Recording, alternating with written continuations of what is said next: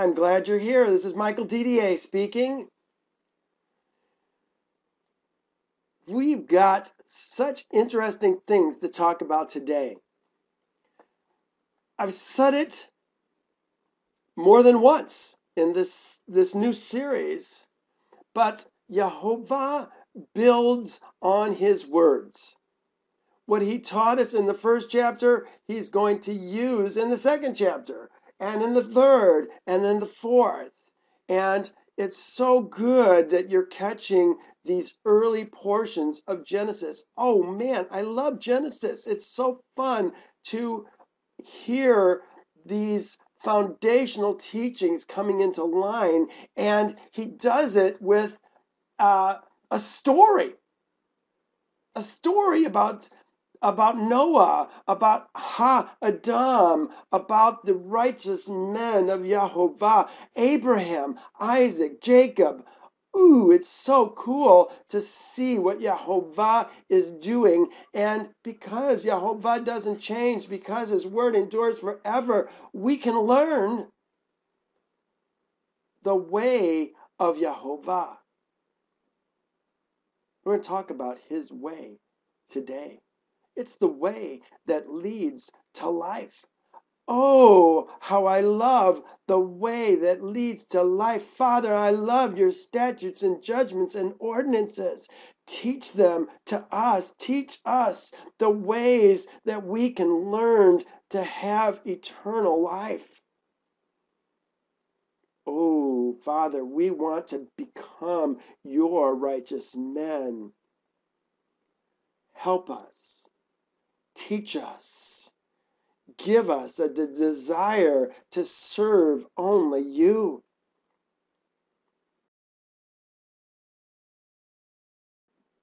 Well, last week we went through a large portion of Yasher.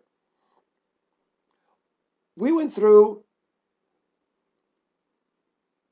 some of Enoch the week before. But here at 17, Ha-Adam, Adam, the first Ha-Adam, died. He died in I believe it was the 243rd year. There it is. It was in the year of Adam's death, which was 243rd year of the reign of Enoch. Ooh, here he is reigning over the sons of men, is what Torah says and what Yasher says. Really, we're talking about reigning over Ha-Adam's seed. Then him reigning over men, not women. Their men reign over their women. But, 243 years, it says he reigned over the sons of men. And so now he's going to withdraw. And we saw that he withdrew for 3 days and met with them 1 day a week after this. Okay, think about this. How long between the time that he stopped reigning over Ha-Adam's seed and the time of his being taken up into heaven to Yehovah, wherever that is?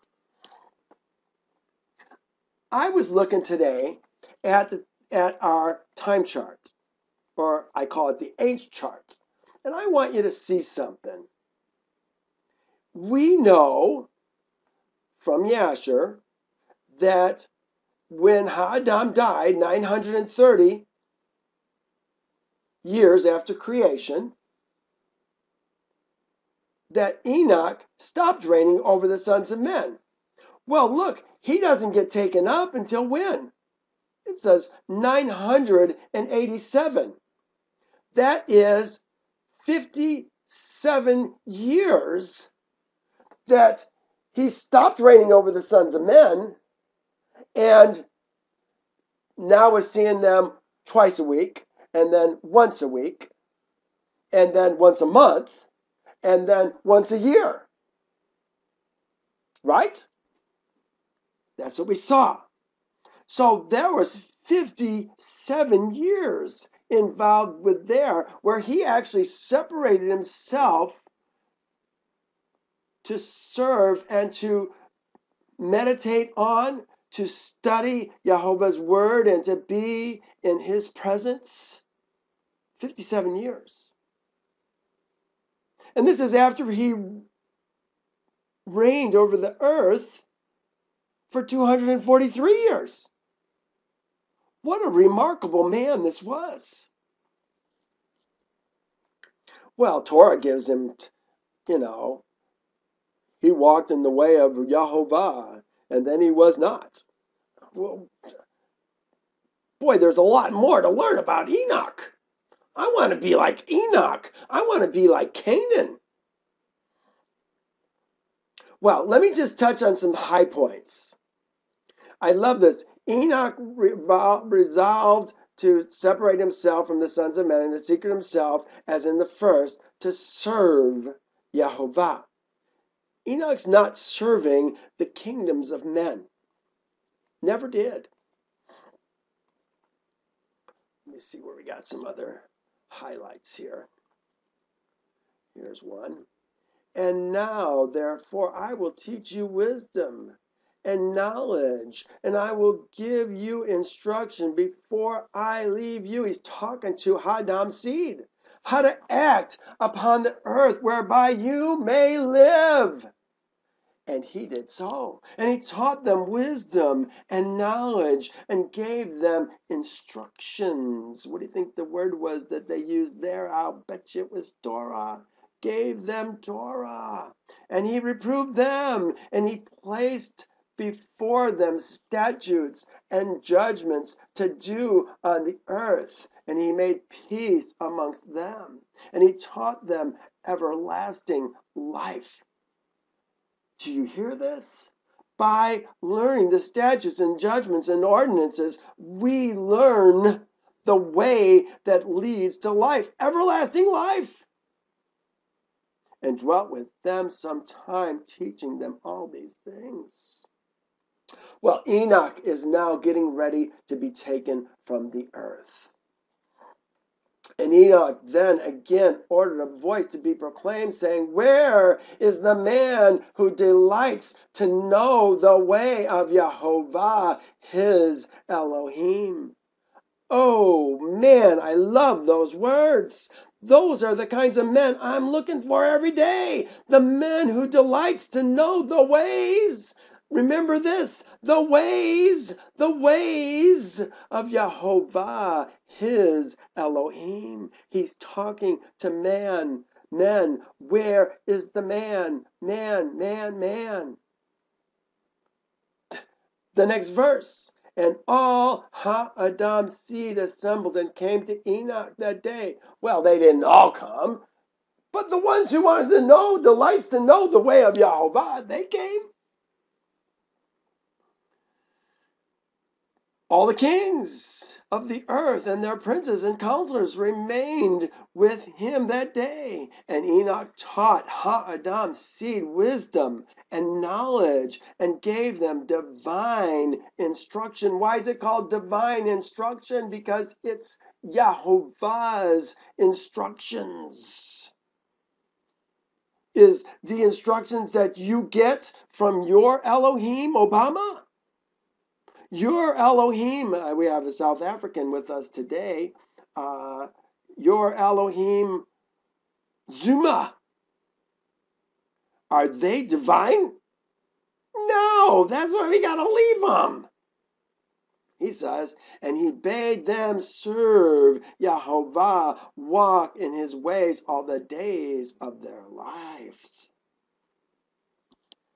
Ooh, that's what I want to do. What does he say? Thy way is a lamp unto my feet, a light unto my path. Well, here it is. all the days of Enoch lived on the earth were 365 years. He died. Remember, there was a bunch of guys who followed him, and the horse, remember the horse came ahead of time, followed him, and the horse, he said, go back. Why should you die? And they said, where our Lord goes, so will we go. We want what you got. Were there women there? Talks about 800,000 men. Well, some of them went home. Enoch obviously was married at one point. He had Methuselah. Was his woman with him during all these times when he was alone with Yehovah? I think she was. But here are all these men that came. Was it just Enoch who went up? Remember, we said they couldn't even find the remains of all the men who were with Enoch. Well, were some of their women with Enoch too? Maybe, maybe not. But I think his woman was. Did she get taken up when he got taken up? She's he. I think she probably did. Well, so now what happens? Everybody misses Enoch, and they're going to make Methuselah. Oh, he did anoint him. Look what it says, verse 2. This is chapter 5, I believe. No, this is 4, so the other one was 3. And when Enoch had ascended into heaven, all the kings of the earth rose and took Methuselah, his son, and anointed him. And they caused him to reign over them in the place of his father. Ooh, that's a tough role to fill. Well, Methuselah tried. We're going to see today that Noah and Methuselah both tried to turn men to Yehovah, to serve only him. It says, and Methuselah acted uprightly in the sight of Elohim, as his father Enoch had taught him. And he likewise, during the whole of his life, taught Ha-Adam's seed wisdom, knowledge, and the fear of Elohim. You know, I would always expect that to be vice versa. Fear of Elohim, knowledge, and then wisdom.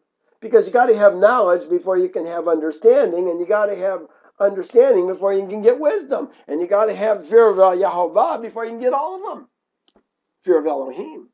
And he did not turn from the good way either to the right or to the left. That's Methuselah. But in the latter days, oh, I love that. The latter days. We're talking about the latter days of our world. This is talking about the latter days of the antediluvian world. The sons of men, Hadam's seed, turned from Yehovah, and they corrupted the earth. They robbed and plundered each other. They rebelled against Elohim and transgressed, and they corrupted their way. You know what? I'll bet you it's not their ways. I'll bet you it is his ways. We're going to talk about it again today. And would not hearken to the voice of Methuselah, but rebelled against him. Well, we saw Noah was born. Born on the, what was it called? The revolution of the year. I wondered if that had anything to do with Passover. We saw the judges and the rulers. They call them the judges and the rulers. The giants. The angels who were coming to the daughters of men. It says they took their women by force from their husbands, their daughters, and their wives, their women. They took by force all who they desired. Well, they call them judges and rulers. Why? Well, we speculated last week that is because they are the sons of Elohim. Elohim's seed, in a sense, the spiritual seed, the angels that were coming from heaven. And I think the author just didn't know what to do with this sons of Elohim. And so he just called them judges and rulers. The Torah calls them Elohim seed. Elohim B'nai, or B'nai Elohim. Elohim seed. Different from the seed that Yahovah is raising up from Ha-Adam's seed in these last days. And what he's been lifting up and raising up since the beginning of time. Well, we then, I believe, can close here. I have one more thing I want to say. And all the men who walked in the ways of Yahovah died in those days. Before Yahovah brought evil upon man. Man. Adam. Probably is Adam. Which he had declared. For this was from Yahovah, that they should not see the evil which Yahovah spoke concerning Adam's seed. Folks, when it says men, I said probably says Adam, brought the evil upon Adam, we're not talking about ladies. We're talking about the men. Yes, the evil's coming on them, but it's not about them. Get that out of your mind. We have perverted the scriptures. We don't even know the role of a man. We don't know the role of a woman in Torah. We see children of Israel. Look, it says right here, his children. Your chose him. And Noah found grace in the sight of Yahovah. And Yahovah chose him and his sons to raise up seed. Ladies don't have any seed. Okay? This children of Israel, this perversion is messing with your minds and causing you to go in a way that you should not go. We're going to talk about it some more here, just in the next few verses in Torah, because now we turned to Genesis 6 last week. Let's do that now. Here we are, Genesis 6. We went through what we were just talking about, Ha-Adam's seed, or no, Elohim's seed. It says, and it came to pass when men began to multiply on the face of the earth, and daughters were born to them. This is Ha-Adam. Here, look at Ha-Adam, the man. Okay, there are no lady Ha-Adams. Not there. Okay, we're talking about the men. And daughters were born to them. That Elohim's seed. B'nai Elohim saw the daughters of Ha-Adam, that they were beautiful, and they took, it says, women for themselves of all who they chose. Well, Yasher tells us they were taking women, men's wives. Shame on them. We're talking adultery. But worse, we're talking about foreign kind coming to, or maybe I should say immortal kind coming to mortal kind. The sons of Elohim, the angels that we're talking about, are coming to flesh. Is that what Yahovah intended? No. What's going to happen then is we're going to get corrupted flesh that comes from them, and that's where the giants came from. The giants in the land. Look what it says in, well, let's just go to Jude. It can't be that hard to find. It's only one chapter. Here. It says, and the angels who did not keep their proper domain, but left their own abode, he has reserved for everlasting chains under darkness of judgment of the last days, as Sodom and Gomorrah and the cities around them in similar manner to these, having given themselves over to sexual immorality and gone after strange flesh, as set forth an example, suffering the vengeance of eternal fire. These angels and their seed, the giants, were spiritual beings, or they're beings that had a spiritual component in them. I think that's why there was giants both in the antediluvian world and in our world. Carrie had an interesting thought last week, suggesting that possibly the Zeus, all the characters from Greek mythology, maybe they were the result of these giants that were left in the land. An interesting thought. Can't say one way or the other, but I think it's an interesting thought. Wouldn't they almost be thought of as gods? I think so. Well, then we went and we just started Noah. And that's kind of where I want to pick us up today. It says, but Noah found grace in the eyes, in Yehovah's eyes. I always try to say it the way it's supposed to be said. It doesn't say the. There's no definite article here. It just says, Noah found grace in Yehovah's eyes. His eyes. We always talk about the eyes, the ayin. This would be the anim. Anim. His eyes. Ani. Ani, maybe. His eyes. As the fountainhead of the spirit, the heart. You know, this is, to me, I think sometimes we forget that Yehovah has feelings.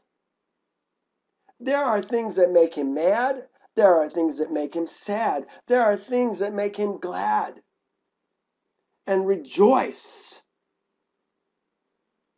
We see those, and we will see many of those as we go through Torah. I think this is one of those, found grace in his eyes. But look at the next verse. We started this last week. I didn't get the chance to finish all that I wanted to say in this particular verse. Really, this is quite an amazing verse. It says, this is the genealogy of Noah. It says, Noah, this is my New King James. Keep in mind, we're talking New King James. Noah was a just man. It says perfect in his generations. Noah walked with God. Okay, that's what it says in the English. And many translations are very similar to that. Almost all of them say perfect. Okay, not right. Let me show you what it actually says on the right here. But Noah found grace in Yehovah's eyes. This is the genealogy. This is the Sefer, the book, the writings of Noah. It says, Noah Haya Tamim Zadik Ish. Noah became, this is the same word where it talks about I am, Haya, that we're going to see in Exodus 3, the burning bush. And he says, I am, and my name is Yehovah. But I was really captivated by this word that they would use, exist, become, came to pass. Tamim. Man, you guys, you don't see it. It tells us to bring our shalamim, to bring it whole before Yehovah. But it's almost always gets translated as perfect. but it's not perfect. It's entire. It's whole. They go ahead and they do and they use these other words. Perfect, without blemish. Folks, it's a perversion. That's not what it's talking about. This says Noah became holy, righteous man, or a holy, righteous man, a completely righteous man. It doesn't say Adam, it says eesh.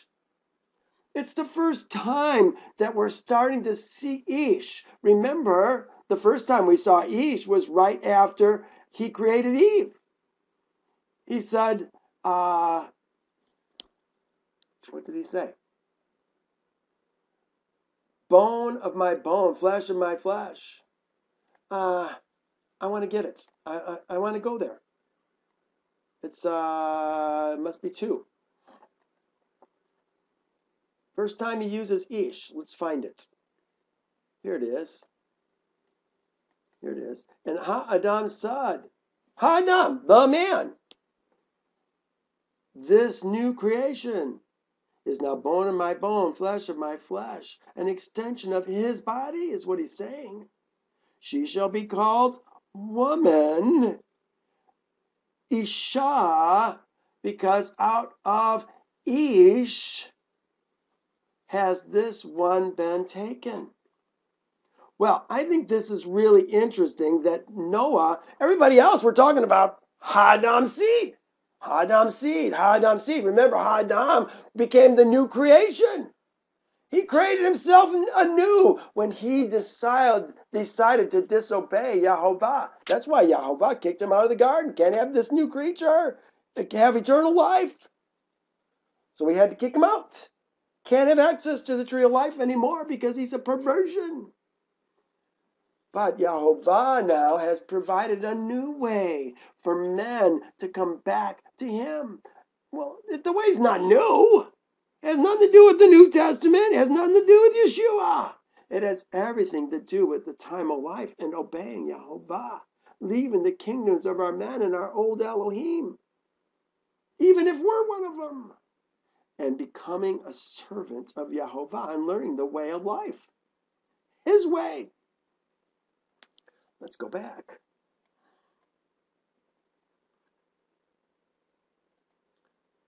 Nine.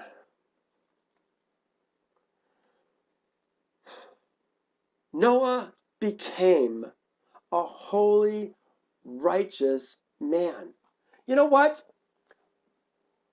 Is it possible that some of the translations, including the King James, uses perfect, uses just instead of righteous? Actually, I think maybe the New King James does actually use or the King James. Where is it? Here it is. No, they use just. They use just. How come not righteous? How come they make it perfect instead of whole? Is it possible that Noah, being holy, righteous man before Yahovah, that doesn't go with their theology? That all have sinned and fall short of the glory of God, and we need this new Savior to come and save us. Is that why they did that? I wonder. This says righteous. Remember, there are no righteous. Isha doesn't exist. It always talks about a righteous man, a righteous eesh. No such thing as a righteous woman. There's women of worth, but there's not righteous women. So, Zadik, good word. Learn Zadik. Know that it always means men. Holy. Not perfect. Another really important word. We're going to see this over and over as we go through Torah. And again, look what it says. a holy, righteous man in his generation. Noah walked with, they said it here too. Look, Elohim. This is the King James. In the New King James, they said this. God, again. But the word is Ha Elohim. Noah walked with the Elohim. Let's make sure we know what God we're talking about. Obama is an Elohim. Zuma is an Elohim. The governors, the legislature, the representatives, they're all Elohim. Yahovah brought a certain group of men out of Egypt. He says, I am Yahovah, thy Elohim, who brought thee out of the land of Egypt, out of the house of bondage. You shall have no other Elohim before my face. No Elohim existing before my face. He uses that word, Hayah. Hayah again. Accidents? I don't think so.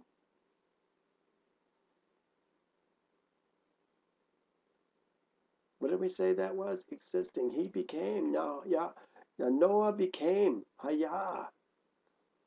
Holy. Righteous. Eesh. Well,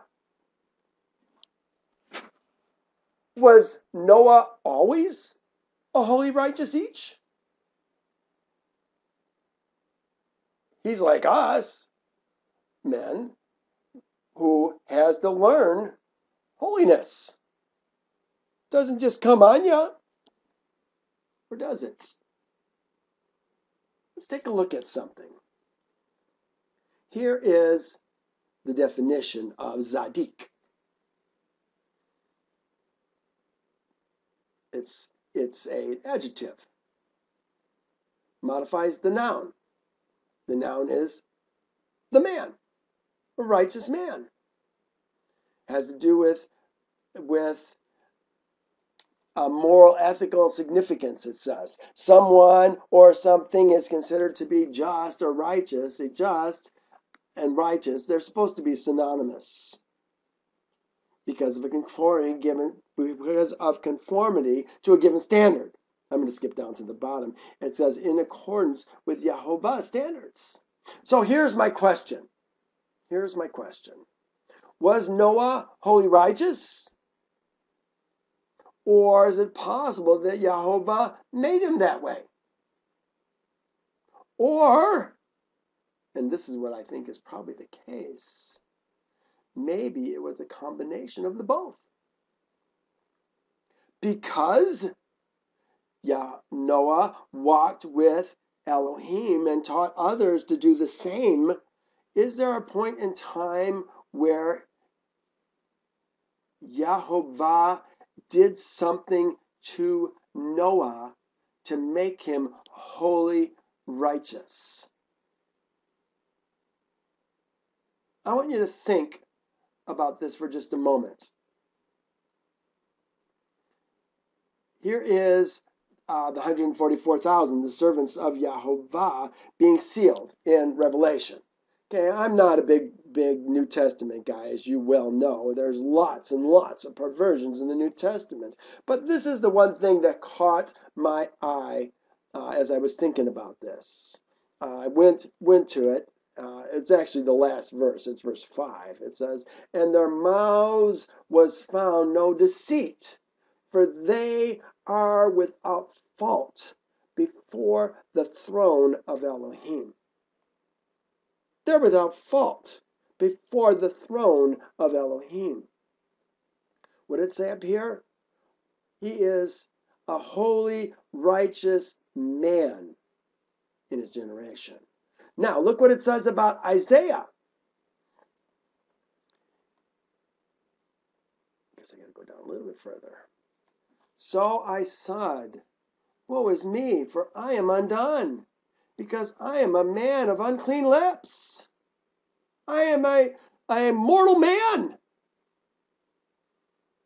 a son of Adam. He understands it. Adam's seed.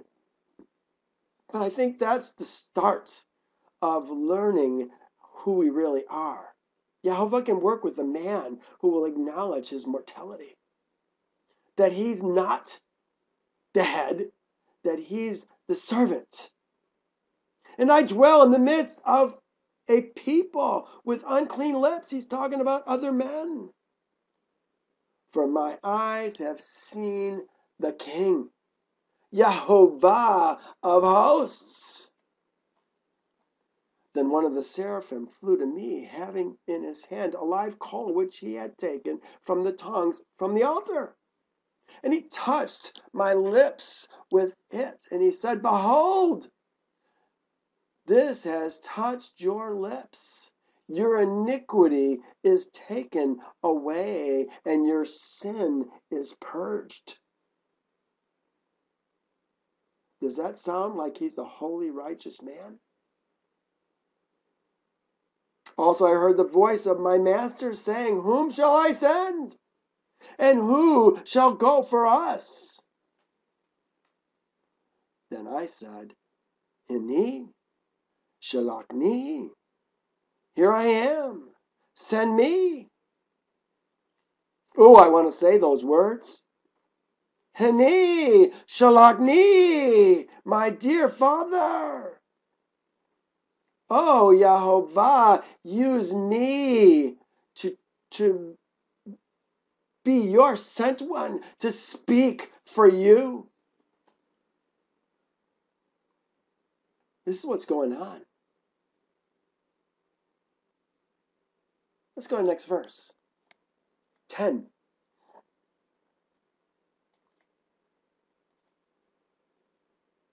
Noah begat. Noah begats. What happened to Naamah? Noah begat 3 sons, Shem, Ham, Japheth. Okay, completely out of order. Remember, we said the birth order was what? Japheth, then Shem, then the youngest Ham. The earth also was corrupt before the Elohim. Are these definite articles important? You know what? I think they are. I think this is what it's all about.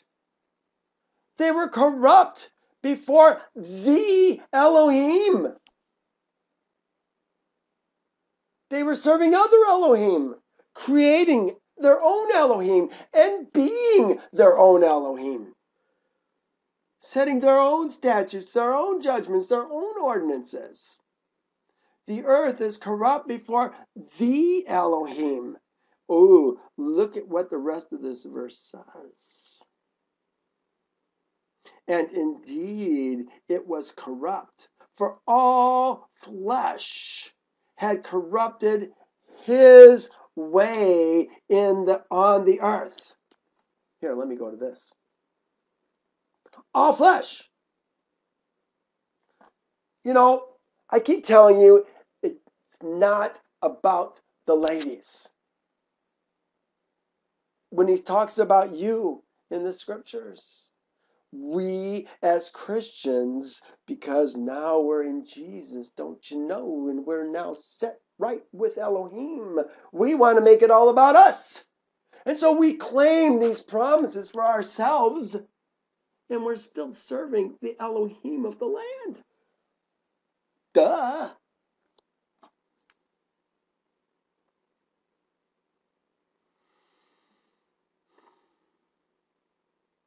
What do we do? Is he talking about the ladies here? It says all flesh. Seems like he might be talking about the ladies. But look at the rest of the verse says in the context of all his word. He says, and corrupted his way. You know, almost every translation says their way, because we're talking about all flesh. So we just assume that he must be talking about their way, even though it has the vav there that says his way. Okay, but even the ones that get it right, the Geneva, the King James, the Revised Version, they all say his way. They got it right at least. But I'm not sure that they understand what his way is. He's not talking about all the men individually. No, he's talking about Yahovah's way, his way. Then Elohim looked upon the earth, and behold, it was corrupt, for all flesh had corrupted his way, Yahovah's way. That's what I've been saying all morning long, talking about his way. King James got it right. They don't know who the his is, I don't think. Otherwise, they would have capitalized it. So did the Revised Standard. But I want you to look at this more carefully as we go through these verses. His way, here it is right here. This is the word derek. Okay, this vav right here is attached to this would be actually a substantive noun. It's the way of Yahovah that leads to life. It's a substantive noun. Here, the vav. Let's just show you the vav, because this is important. If you're going to learn some Hebrew, you really need to get these understandings. There's a wonderful chart. Here's the vav. Okay, when you see this suffix after a noun, or in this case, a substantive noun, it means him. Okay, so we're talking the way of him, his way, his son, his daughter, his way. This is what we're talking about. Not talking about my way. I don't think he's talking about each man individually here. He's talking about everybody on the earth. All flesh has left his way. You follow me? Important to see this distinction. And we're going to see how it all fits together as it relates to men. Remember, it's always men who are going to follow his ways. Again, it says their way. I always use this pinkish color, bright pink, to let you know that things are being said incorrectly. Right? It's my key, so I can know in my notes what I can look and see what it actually does say. So here's the darak that we're talking about. Who is obliged to follow his way? Do the ladies follow his statutes, judgments, and ordinances? No, the men are supposed to follow Yahovah's statutes, judgments, and ordinances. Yahovah is talking about men flesh, all men flesh, and I'm going to demonstrate that for you here in this next verse or two. I think it's the next verse. We're talking about mortal men, Ha-Adam's seed. There are no mortal men, no Ha-Adam's seed that are ladies. So let's go to 13. Here it is. And Elohim said to Noah, the end of all flesh, here it is again, that same word, all flesh, has come before my face, because the earth, oh, you know what? We didn't talk about that. Did we have that in flesh? Yeah. I want to talk about that. No, maybe they didn't say that. On the earth. Corrupted their way on the earth. All flesh. All flesh. Here's all flesh. Basar.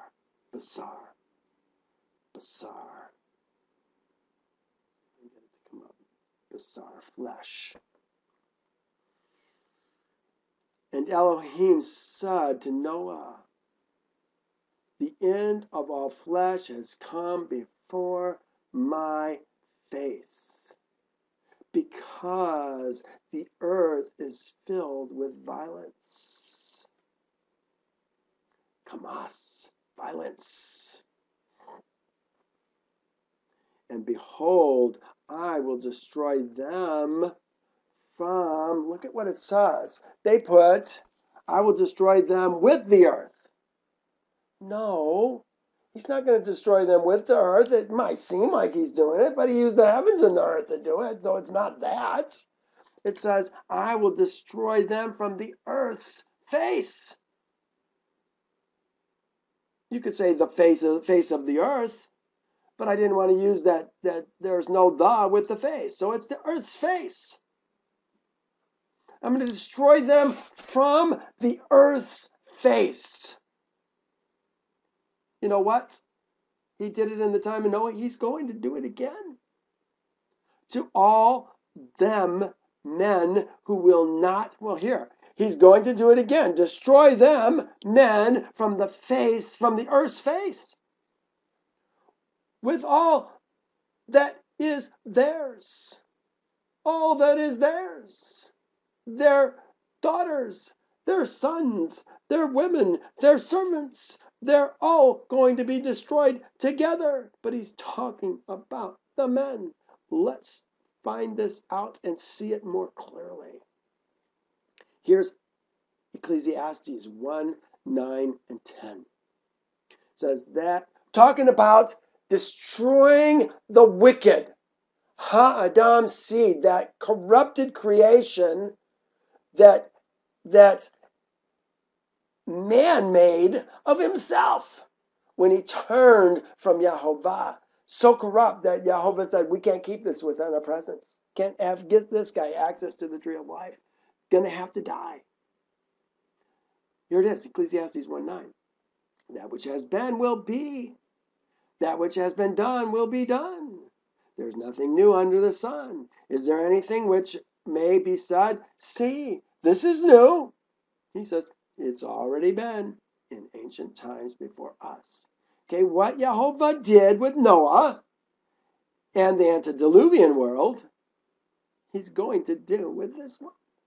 Count on it. This is what the servants of Yahovah and their servants will do to the earth in the coming last days. Just like we did when we took Canaan for ourselves. Everyone will be killed.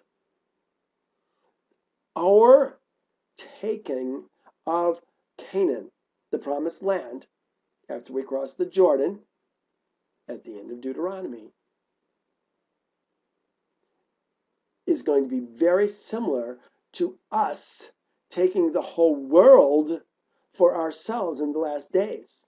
Remember, we went into Canaan. Who died? Everybody.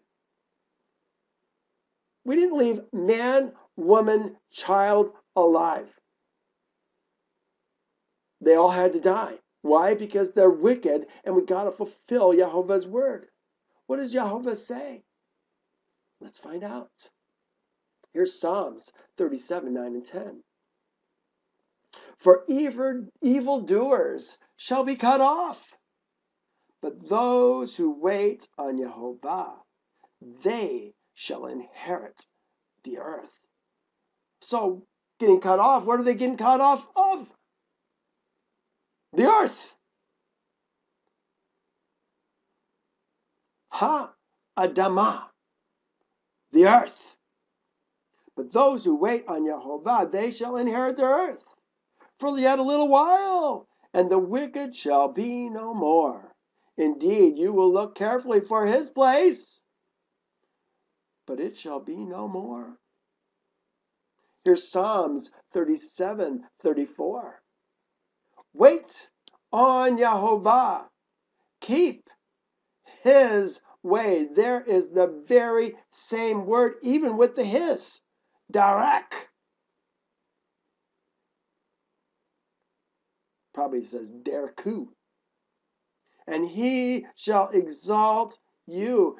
Wait on Yahovah. Keep his way, and he shall exalt you to inherit the land.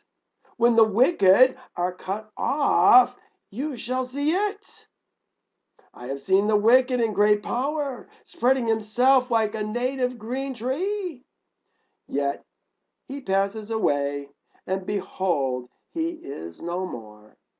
Indeed, I sought him, but he could not be found. You know what? Are we talking about ladies? It seems like maybe we're talking about ladies too, doesn't it? Are we? We're going to cease talking about men. The soul who sins shall die. The soul of the Father and the soul of the Son shall die. Not the soul of the mother and the soul of the daughter. These are important concepts we've got to get. Where is the woman's place of safety? We've got women trying to be men and following Yehovah's statutes, judgments, and ordinances and ignoring their husbands, their covering, their fathers. Many women don't even have a covering. Here's another one. Proverbs 2:21 and 22. For the upright will dwell in the land, and the blameless will remain in it. But the wicked will be cut off from the earth, and the unfaithful will be uprooted from it.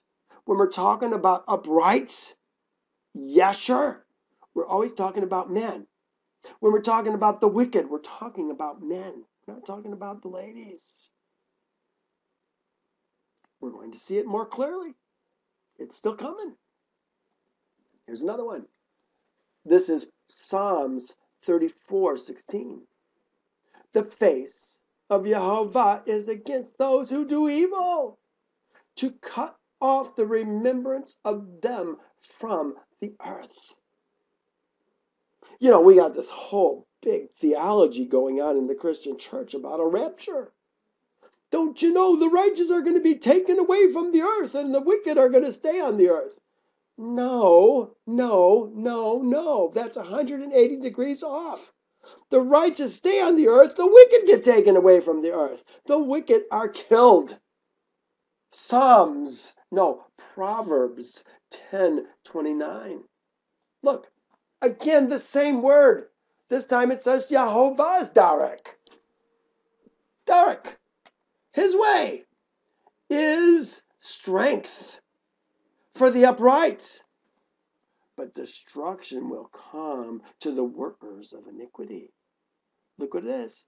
Here's the opposite of the workers of iniquity. The righteous will never be removed. Remember, it's the righteous men who own the land. They're not going to be removed. We're talking about men when we're talking about the way of Yehovah. The righteous will never be removed, but the wicked will not inhabit the earth. The mouth of the righteous, again, men, brings forth wisdom, but the perverse tongue will be cut off. A couple more. We're getting to the good stuff now. Behold, the day of Yehovah comes, cruel, with both wrath and fierce anger, to lay the land desolate, and he will destroy its sinners from it. He's talking about the men. The ladies are going to go where their man goes, unless they have learned to become women of worth. Then they can be picked up by righteous men in the last days after Yehovah takes their covering from them. Two more. Again, we're talking about understanding that the righteous that he's talking about, the ones that he's fed up with here. Let's go back to 13. And Elohim said to Noah, the end of all flesh has come before me. For the earth is filled with violence through them, and behold, I will destroy them from the earth's face.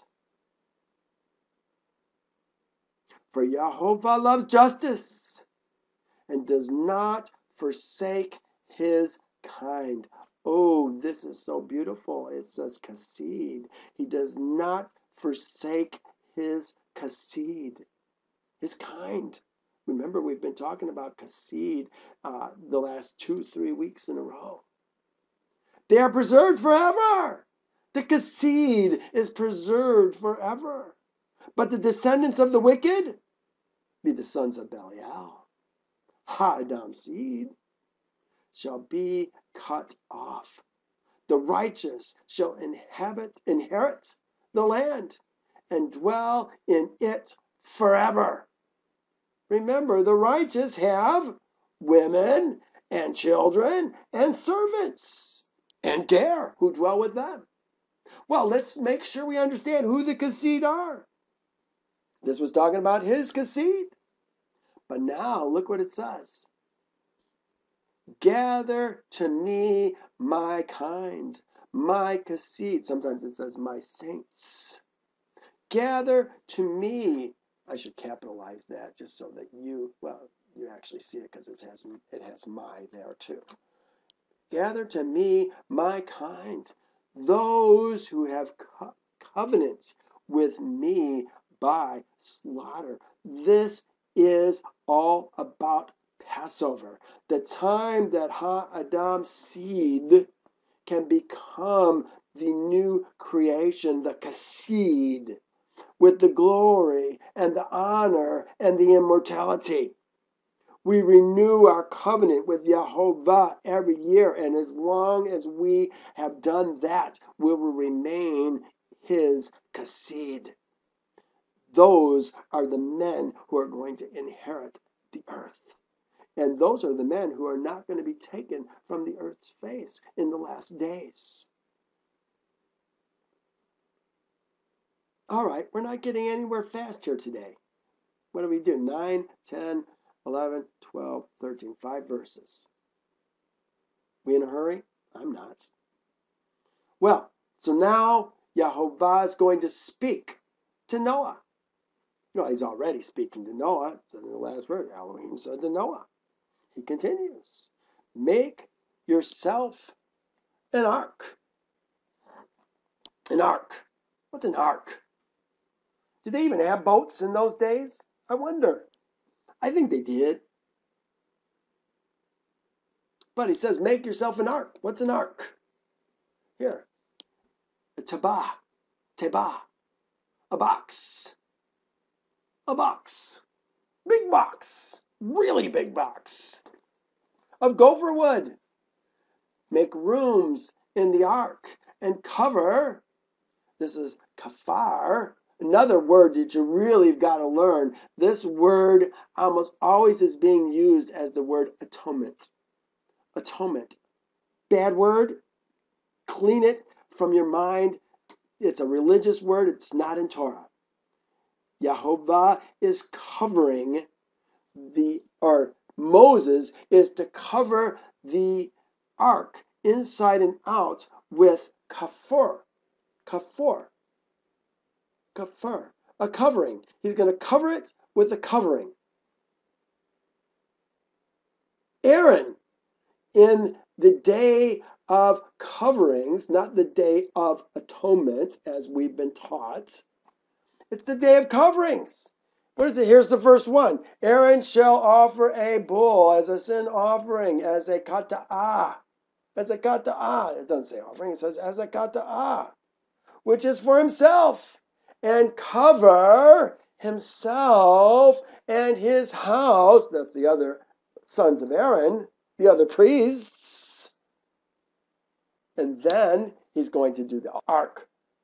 The ark. He's going to cover the ark. He's going to cover the tabernacle. He's going to cover the brass altar. And then he's going to cover all Israel. The Kassid. The Ezra. If you're not the Ezra and you're not following or covered by you're not following or covered by an Ezra, in the case of a woman, in case of children, in case of servants, you're not covered. You're going to die. The final covering is going to happen at the end of the tribulation. The ones who are covered are going to go in to the promised land, the millennial kingdom alive. The rest are going to be destroyed. What does it say? The heart is deceitful above all things, desperately wicked. Who can know it? Yehovah says, I, Yehovah, know the heart. I test the mind to give every man according to his deeds, according to the fruit of his doing. It's not about the ladies, it's about the men. The ladies are going to get what the men gets for the most part. Covering, kafar. Let's continue. Let's go to 15. And this is how you shall make it. The length of the ark shall be 300 cubits, its width 50 cubits, and its height 30 cubits. Now, at 18 inches to the cubit, we're talking about 1.5. So when we have 300, we're going to actually have 450 feet. That's a big ark. That's a football field and a half long. That is 75 feet wide. Our yard is about 75 feet wide, 45 feet high. We're talking 3-story building, high stories, 15-foot floors. This is a large container box. You shall make a window for the ark. You shall finish it to a cubit from above, and set the door of the ark in its side. You shall make it with a lower, second, and third. They added decks. I think they're correct. And behold, I myself. Oh, I think it's interesting. I myself. Even I, some of the translations say, and bring the floodwaters on the earth to destroy from under heaven all flesh, in which has the breath of life. Everything that is on earth shall die. I'm trying to get away from them adding the definite articles again. Everything that is on earth shall die. Well, okay, so Jehovah said everything that's on earth will die. What about Noah? Isn't Noah on earth? Is Jehovah a liar? Or do we lack understanding? Well, I wrote an article, actually 2 articles, Dwell on Earth. Here. I believe you can find them.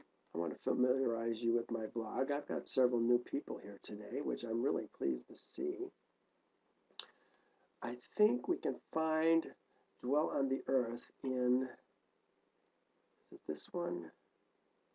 No, 102. Yeah, here it is. Torah 102.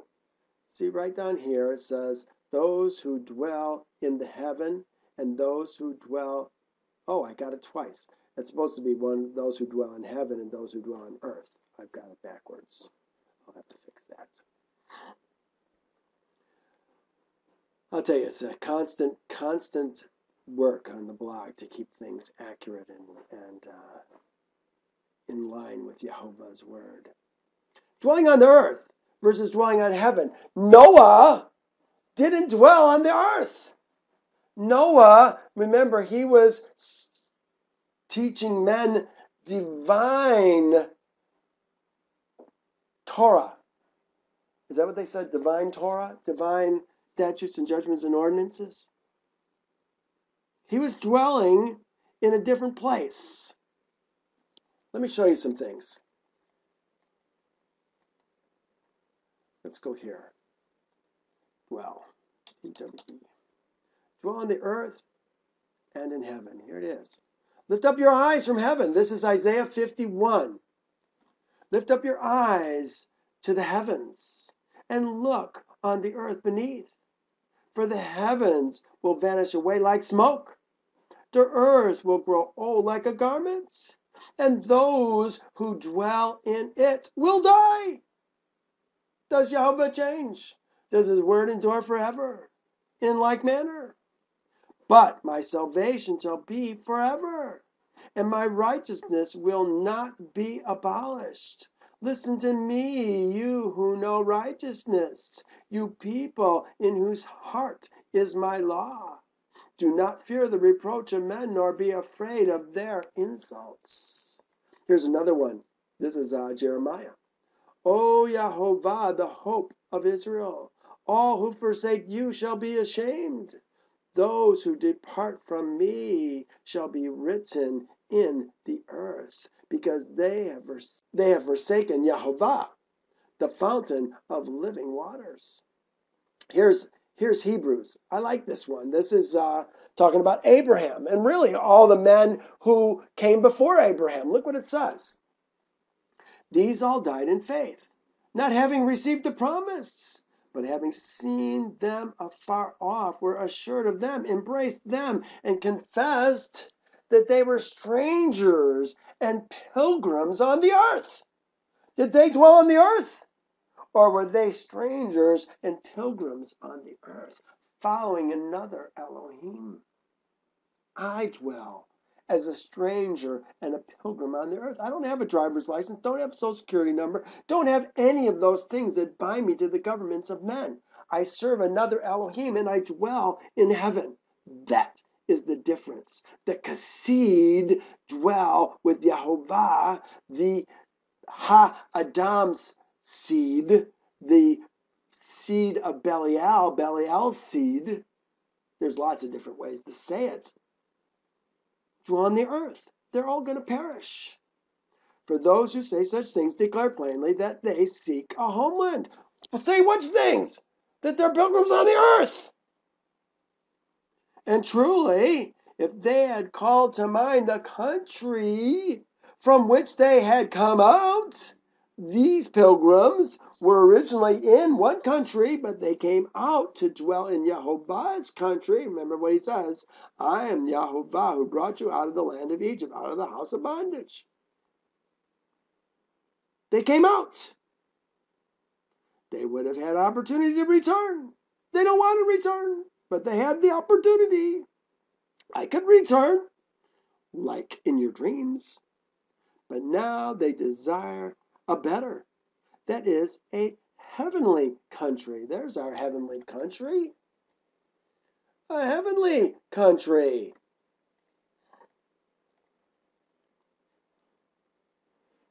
Therefore, Elohim is not ashamed to be called their Elohim, for he has prepared a city for them. Well, here's a really good one that talks about both. Therefore, rejoice, O heavens, and you who dwell in them. See, we tend to think those who dwell in heaven are the angels. No, he's talking about those who are living on the earth as pilgrims. Woe to the inhabitants of the earth and the sea, for the devil has come down to you having great wrath, because he knows that he has a short time. Jehovah's people are pilgrims on the earth, if they're Jehovah's people. There's a lot of people who say they're Jehovah's people who aren't pilgrims on the earth. And all it is words. Yeshua said it, quoting Isaiah. You honor me with your mouth. You draw nigh unto me with your lips. But your heart is far from me. In vain do you worship me, teaching as doctrines the commandments of men. And that's what the Christian church does. You know, saying you're Yahovah's and not being Yahovah's, is that taking his name in vain? I don't think that's what he's referring to, but I think it is. It's harlotry. You're saying you're his, and you're committing harlotry. Now you're putting a false light into the world. Yahovah's not going to let that stand. You're going to be the first ones to be destroyed. You think you're to be saved. No, you're going to be the first ones to be destroyed. Because you're mocking Yahovah. You're saying you're something that you're not. You're putting a false light into the world. Well, here's Genesis 47.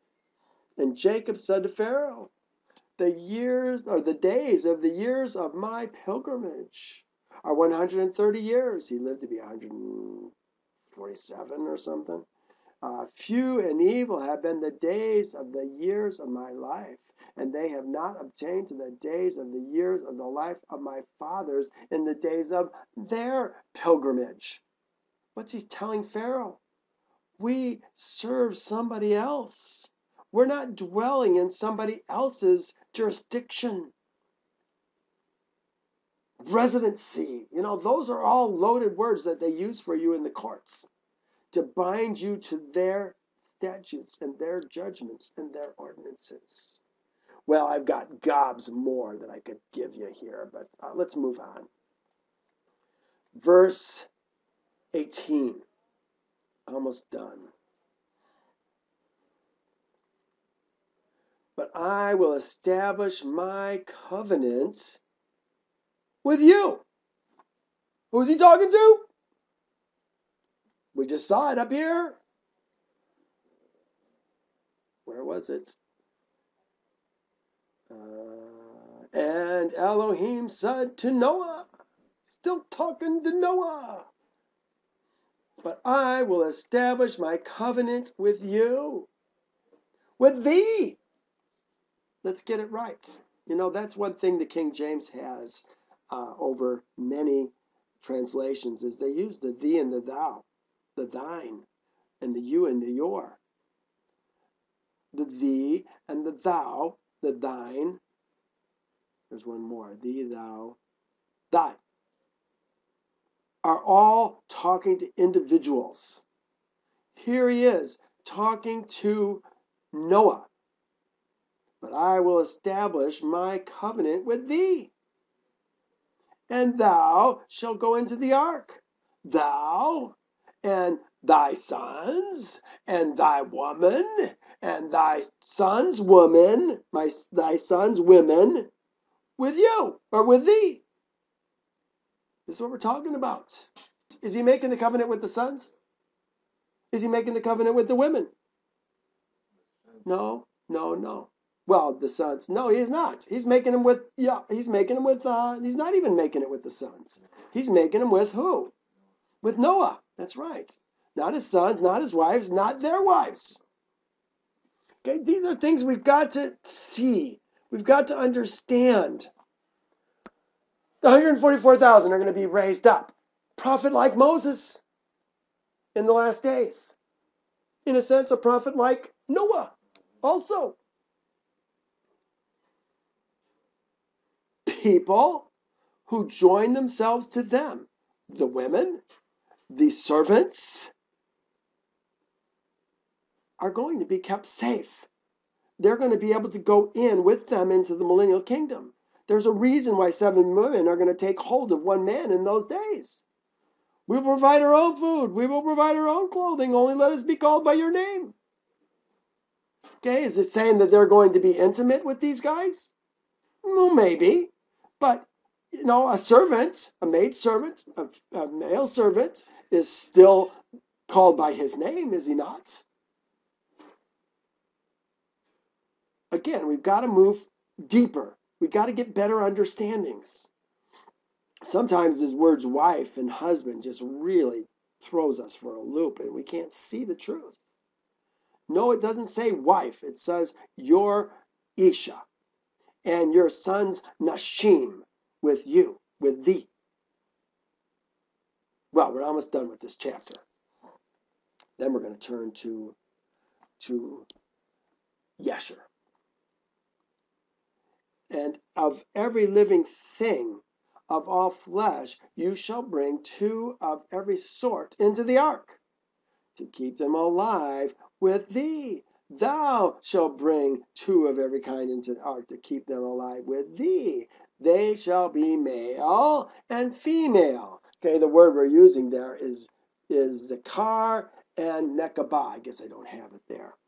Of the birds after their kind, of the animals after their kind, and every creeping thing on the earth after its kind. 2 of every kind, look what it says, will come to you. You know what? I didn't see that for many years. Did Noah go out looking for these animals? Did his wives, did his sons go out looking for the animals? No. He says 2 of every kind will come to you to keep them alive.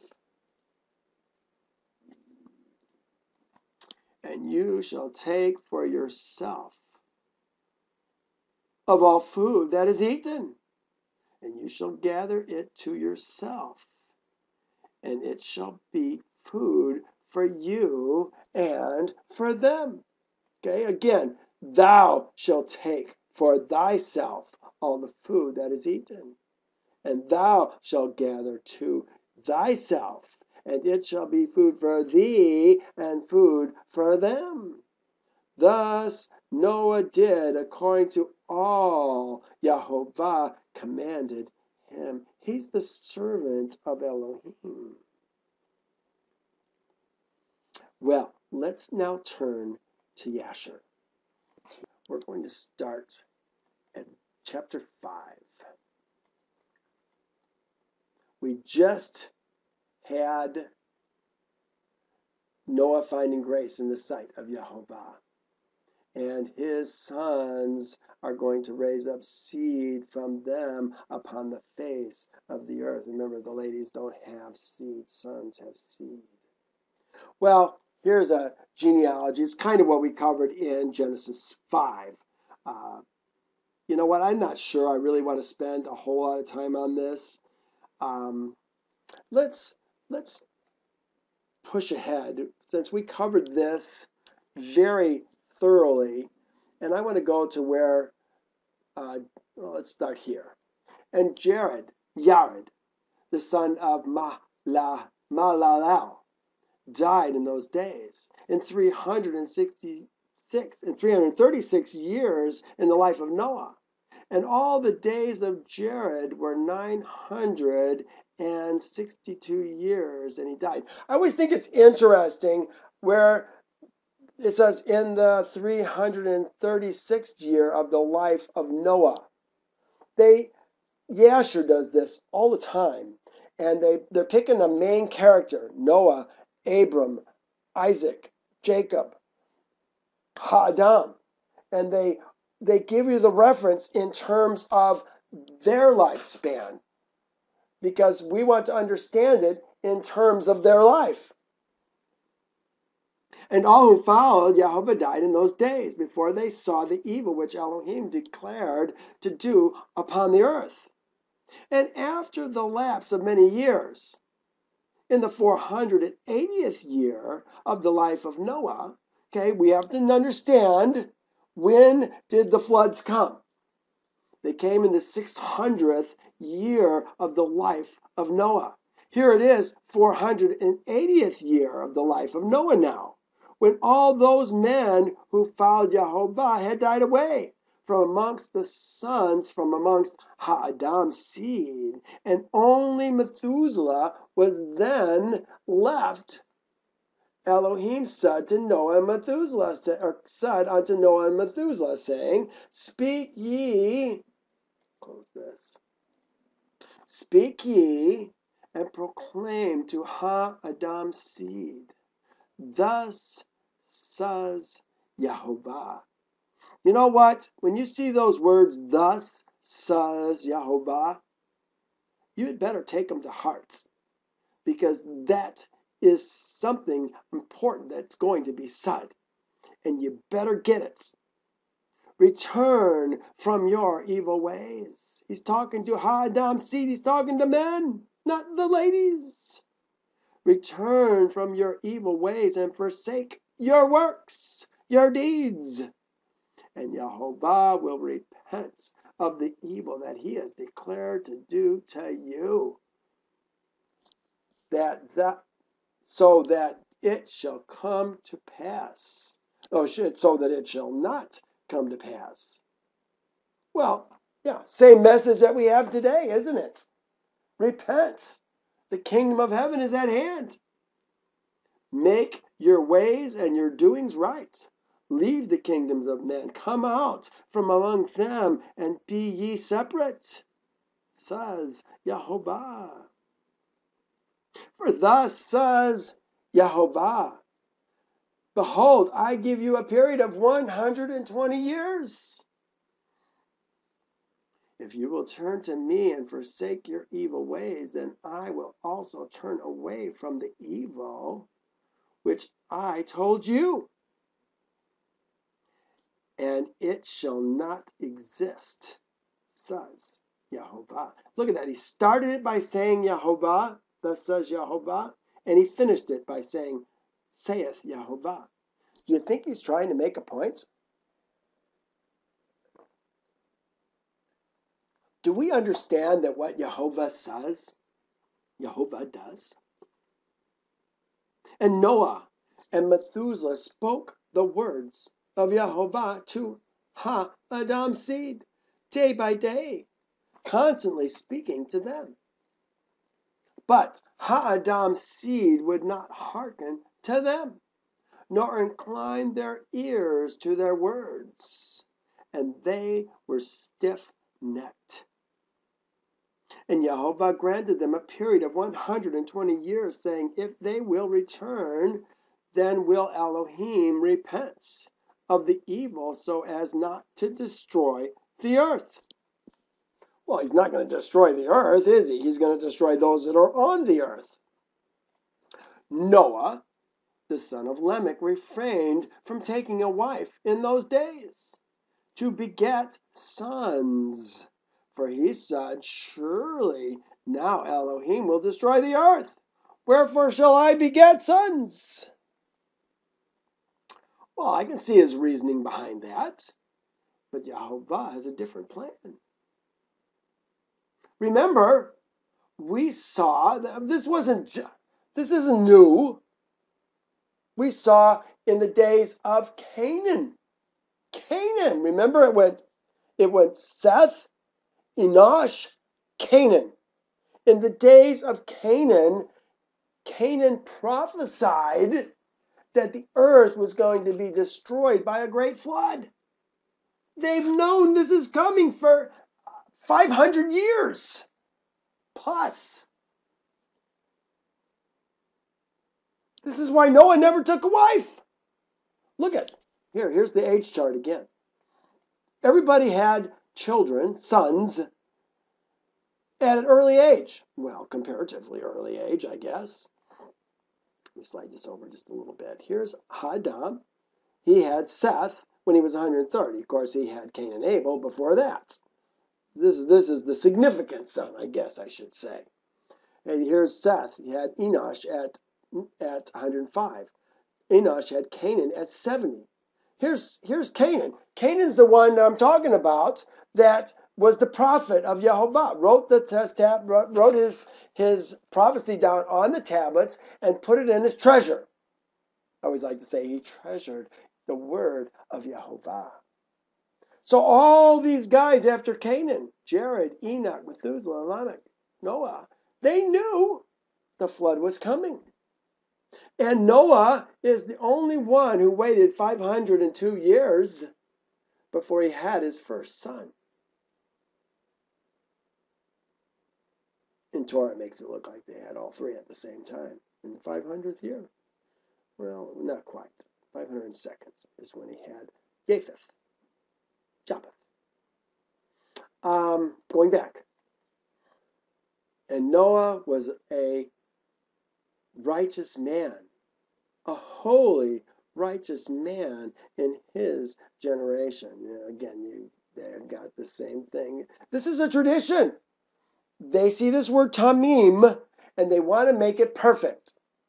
But if they make it, we're going to see in Leviticus that if they make it all about perfect animals, that means we're never going to eat the unperfect animals, and they're going to live indefinitely. So now we've got perverted seed with mum, long ears, bad legs, no testicles, psoriasis, living, and we never eat them. No, it's not about perfect. It's about whole. We're taking the animals whole to Yahovah. Now, there are times where we can't have deformities. But most of the time, we can bring whatever animal we have. We just don't get it because we've made this word tamim, perfect, instead of whole. Noah was a holy, just man. A holy, just man in his generation, let's say it like that. And Yahovah chose him to raise up seed from his seed on the face of the earth. Okay? Noah has seed. Naaman doesn't have seed. Noah has the seed. And the seed that he's raising up come from his seed. And they're going to fill the earth. And Yahovah said unto Noah, take unto thee a woman, beget sons, for I have seen thee righteous before me in this generation. Now, if he had all daughters, and now he's got to go find sons for the daughters, would that be the same seed? No, that's going to be some other guy's seed, isn't it? Got to get it right. And thou shalt raise up seed with thy seed, thy sons with thee, in the midst of the earth. And Noah went and took a wife, a woman, and chose Naamah, the daughter of Enoch. Now, I had a note in here. It was a question: she is the daughter of Lamech, or remember we have Enoch. We have an Enoch on both sides. The Cain side, we have an Enoch on the Shem side. We have a Lamech on both sides. So it really gets confusing as to who this woman is. But he's taking a good woman. Either way, if it's the one on the Lamech side, remember, Lamech took as a wife Zilhah, who was the daughter of Canaan. Remember, he's the prophet. So the daughter that she produced is Naamah. Now, also Enoch had a daughter who was not Naamah, she was Nama. It could be that woman. We just don't know. But ultimately, really doesn't matter, does it? Because it's not about the ladies. It's about the man, Noah. Noah was a holy, righteous man, perfect in his generations. And Noah was 498 years old when he took Naamah for a woman. And Naamah conceived and bare a son, and he called his name Japheth.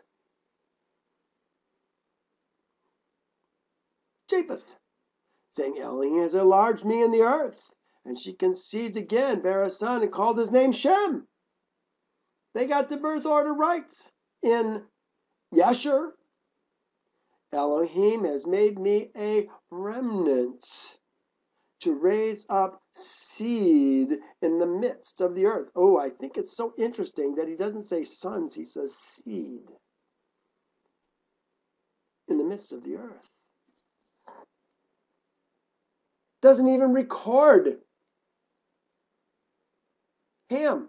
I put, where's Ham? They don't even mention Ham in Yasher until after the flood.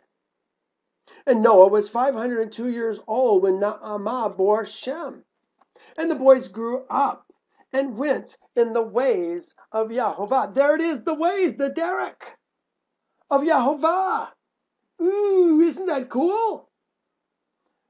Learn a new word and you start seeing it everywhere. The ways, the derek of Yahovah in all that Methuselah and Noah, their father, taught them. It appears to me that Ham was not interested. Remember, few understand that the first 77 years of Jacob's life, 46 of those years was with Noah and Shem, or Shem and Eber. Noah died at one point. 46 years of his first 77 years were not even with his father. He was living with Noah and Shem, righteous men, and Shem and Eber. Here's two boys for 100 years. Remember, they're born around 500, a little bit after 500. They're born after 500, and it's not until 600 year of Noah that they go into the ark. So they have Methuselah for close to 100 years. The man who is the son of Enoch. The man who knew Canaan. Wow. Wow. These guys knew the way, the derek of Yehovah. And Lamech, the father of Noah, died in those days. Look at this. Yet verily did he not go with all his heart in the ways of his father. Just because he's on the age chart, there he is right there, does not necessarily mean that he was a righteous man. Seth's on the age chart, doesn't say anything about Seth being a righteous man. Doesn't say anything about Enoch being a righteous man. Talks about Canaan being a righteous man. Well, again, maybe we need to correct some of our thinking. Have we put in our minds that all these men are righteous men? Maybe, maybe not. Doesn't appear that it is when we're talking about Lamech. He did not follow Yehovah with his whole heart. 21.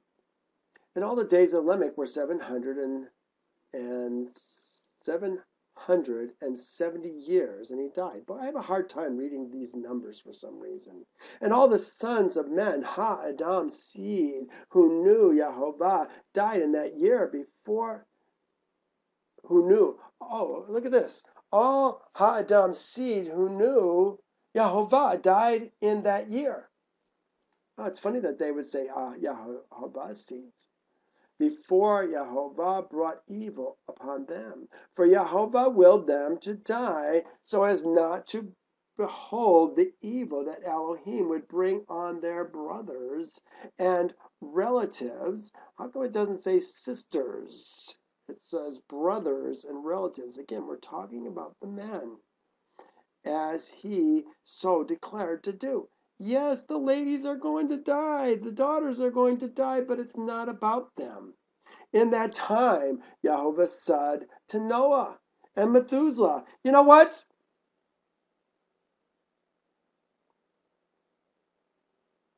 Do you think that I am anti-woman?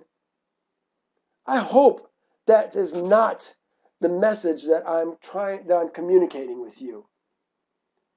I want you to see where the woman fits into the picture. And we haven't seen a lot of that in this series yet. We saw some in the creation of the woman. But we'll see more as we go.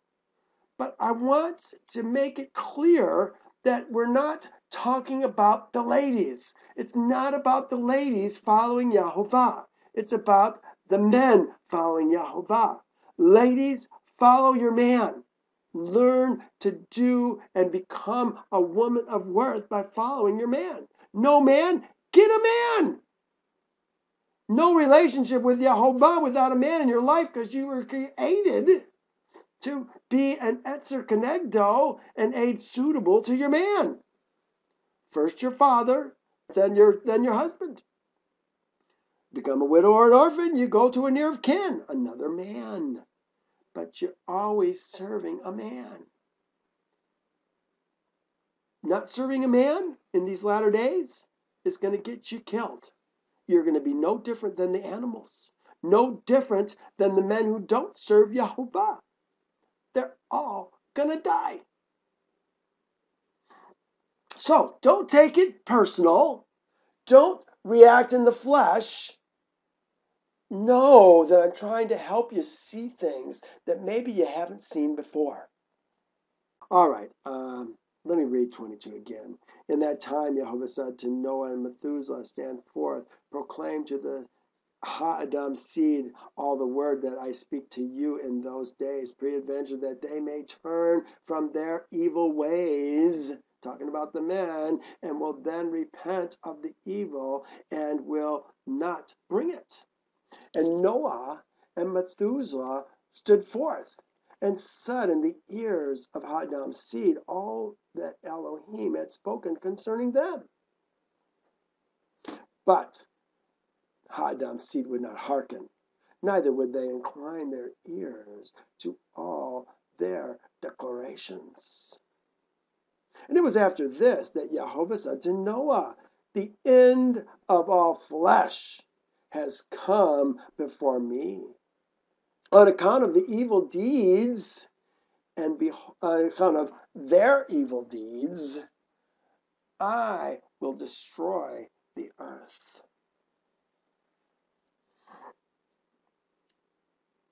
And do thou take unto thee gopher wood, and go to a certain place, and make a large ark, a large box, and place it in that spot. And thus thou shalt make it 300 cubits in length, 50 cubits broad, and 30 cubits high. Thou shalt make unto thee a door on its side, and to a cubit thou shalt finish above, and cover it within and without with pitch. Kafar it within and without with kafir. And behold, I will bring the floods of the waters upon the earth, and all flesh be destroyed from under the heavens. All that is upon the earth shall perish. And thou and thy household shall go and gather 2 couples of living things, male and female, and shall bring them to the ark to raise up seed for them upon the earth. And gather unto thee all food that is eaten by the animals, that there may be food for thee and for them. And thou shalt choose for thy sons 3 maidens. Probably Alma might be Betula, but probably Alma, mature women from the daughters of men, from Ha-Adam's daughters. And they shall be Nashim, women to thy sons. Noah rose up, and he made the ark in the place where Elohim had commanded him. And Noah did as Elohim ordered him. Well, that's kind of where we left off on Genesis 6, isn't it? That very verse. Yahweh commanded, Noah did it. He's the servant of Elohim that's teaching other men to bring them back to the service of Yahovah. In his 595th year, Noah commenced to make the ark. And he made the ark in 5 years. 5 years, that's all it took. Pretty big undertaking for 5 years, isn't it? Did Noah have servants? Probably Noah had servants. Noah had sons. I'm guessing he had servants that were going to help him do it. Could he have somebody, pay somebody to help him do it? Probably could have done that too. I mean, we're talking a big job. Some of the beams in this ark, can you imagine? A 45-foot width That's a wide width. Oh, yeah, Carrie says, no, 75 is 45 foot high, 75 feet across. Those are some big beams. Yeah, they're probably support beams in the middle of it. But regardless, those are big beams, heavy beams. Can one man do it? Probably not. He probably had help. Yeah, Carrie says they had cranes, perhaps, derricks, maybe. You know, I don't think we give these people in the antediluvian world credit for the industry, the advancements that they probably had that we have no clue of. I mean, think how smart you could get if you got to be a 900-year-old man.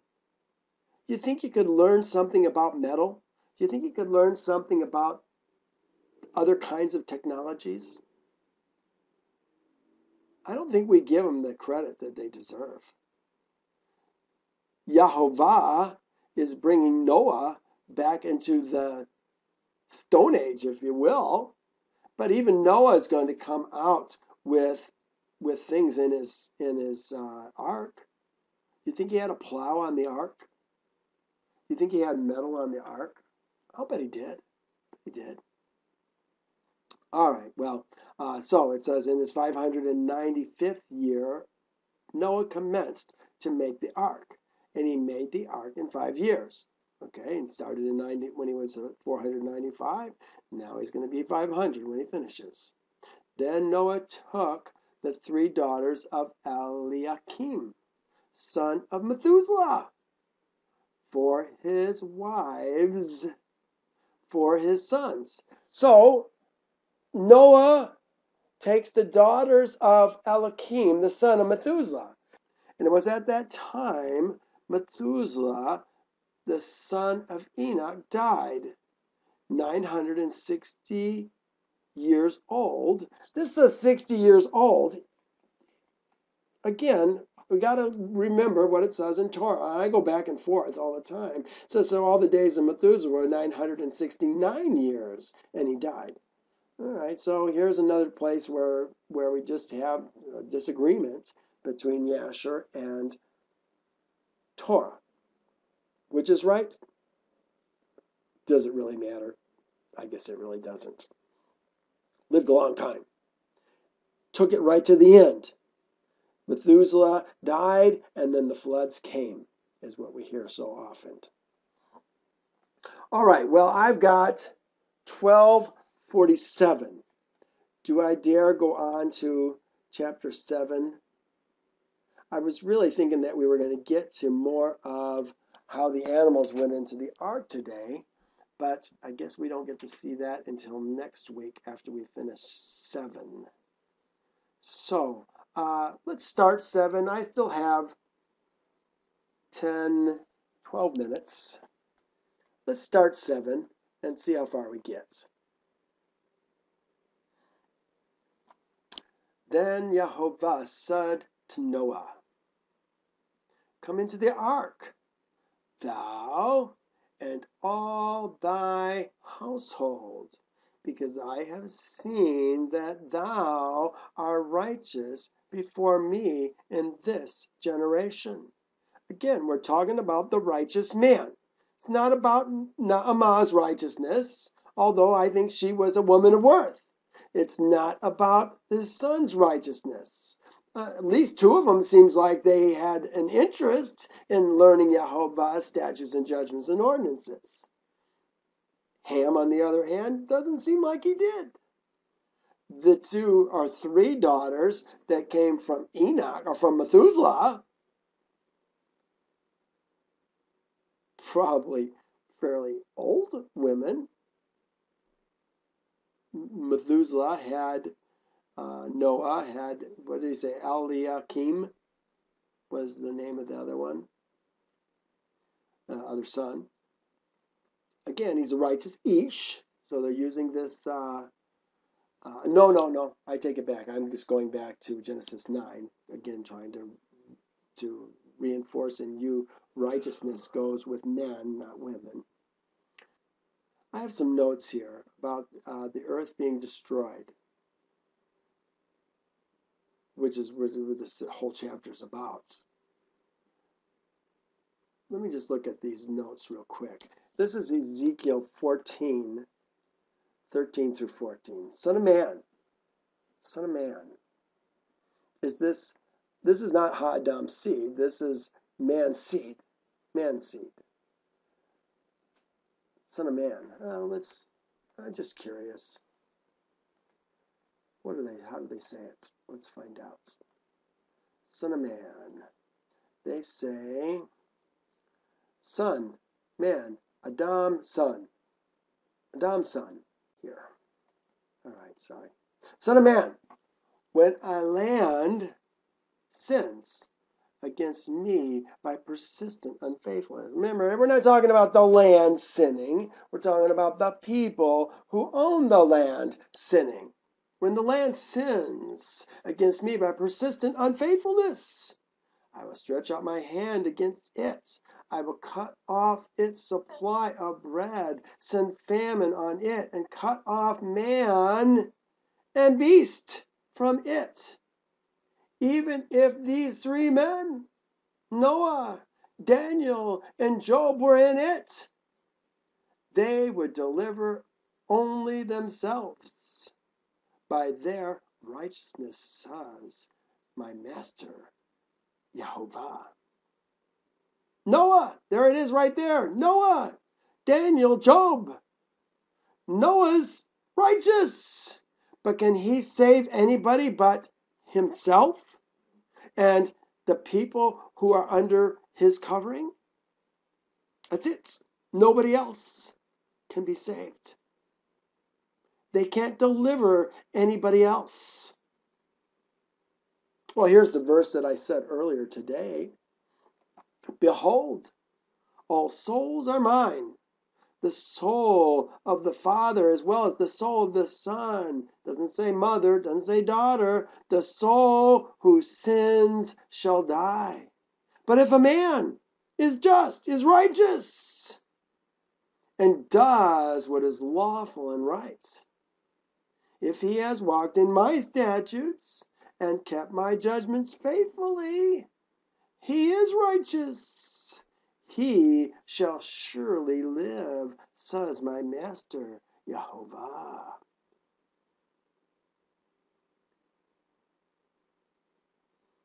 They're going into the ark with Noah because Noah walked with the Elohim of the earth.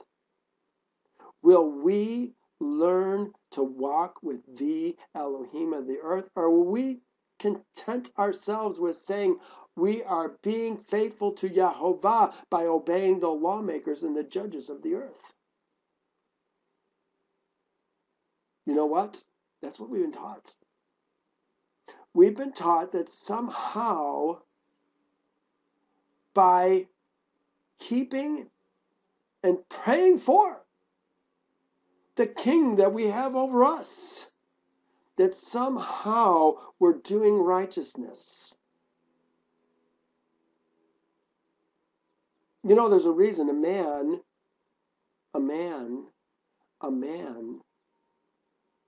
who has left the kingdom of his birth and come into covenant with Yehovah now wears tzitzit. Do you remember why? Most of you will say, well, it's so he remembers to keep the commandments of Yehovah. Well, that's half of it. What's the other half? I think we forget. That's Numbers 15, 37. Here it is down here. It says, speak to Israel's seed. Tell them to make tassels on the corners of their garments throughout their generations and put a blue thread in the tassels of the corners. And you shall have the tassel that you may look upon it and remember all the commandments of Yehovah and to do them. Not the commandments of Obama and to do them. And that you may not follow the harlotry to which your own heart and your own eyes are inclined. I wear these tassels to remember to keep Yahweh's statutes, his judgments, his ordinances, and not go back to my old Elohim and commit harlotry against him. Well, you can't commit harlotry against him if you've never been his. That's why we're called the daughters of Babylon. Here's another one. Leviticus 18. Let's go there. Leviticus 18. I'm stalling. 18. Look at what it says. Verse 2. According to the doings of the land of Egypt. He's telling this to Israel's seed. According to the doings of the land of Egypt, where you dwelt, you shall not do. According to the doings of the land of Canaan, where I'm bringing you, you shall not do. Nor shall you walk in their ordinances. You shall observe my statutes and keep my judgments or my ordinances to walk in them. I am Yahovah, your Elohim. You shall therefore keep my statutes and my judgments, which if a man does, let's see what that is, man, if what a man does, where's the word? A man, ha-adam. There are no lady ha-adams, which if a man does, here's the adam, that's ha-adam, which if a man does, he shall live by them. I am Yahovah. You can't serve two masters.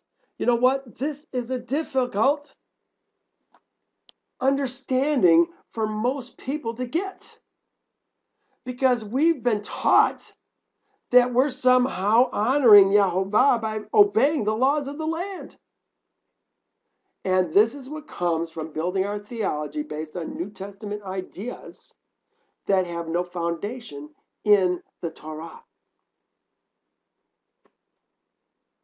Well, we've got lots more to learn, lots more to see.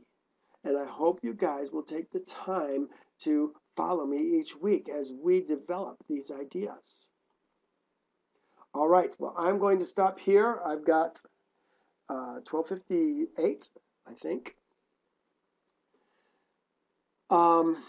Thank you for joining me. Again, this is going to be on YouTube. Probably have it up there tomorrow, so you can watch it there if you missed part of it. If you're new to hearing what I have to say, please begin with Genesis 1. Learn from the beginning how it all fits together. You're going to see it's going to paint a very, very beautiful picture. Who can understand the message? It says in Isaiah 28. The one just drawn from the breast? Those just drawn from milk? He says it comes precept upon precept, line upon line, here a little and there a little. But this message that we're going to work to understand is painted throughout Torah. But it starts with Genesis 1. It's the foundation, and Yahovah builds on that foundation chapter by chapter by chapter. Join me. This is a wonderful journey. Our pilgrimage begins with Genesis 1. I love you tons. Thank you for joining me today. We'll see you again real soon. Bye now.